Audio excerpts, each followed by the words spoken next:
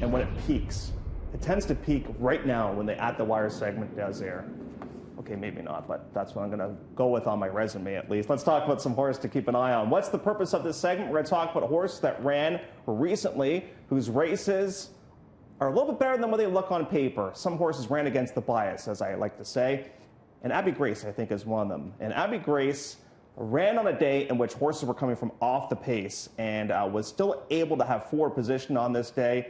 And, Abby Grace tried, no, pardon me, I got this wrong. This is a day in which speed horses were doing well, and Abby Grace was trying to come from off the pace in here. Here's a horse that Don actually liked, this being Triple Chocolate, and Triple Chocolate was able to wire the field. Abby Grace, was a small price on this day, but still did very, very well to come from off the pace because speed horses were doing so well on that turf course back on July the 20th. Now, you go 24 hours after that and go to a race back on July the 21st, all of a sudden we have an east wind, and it's all off the pace horses. Bella Fabiana, lone forwardly placed horse to have success on the grass.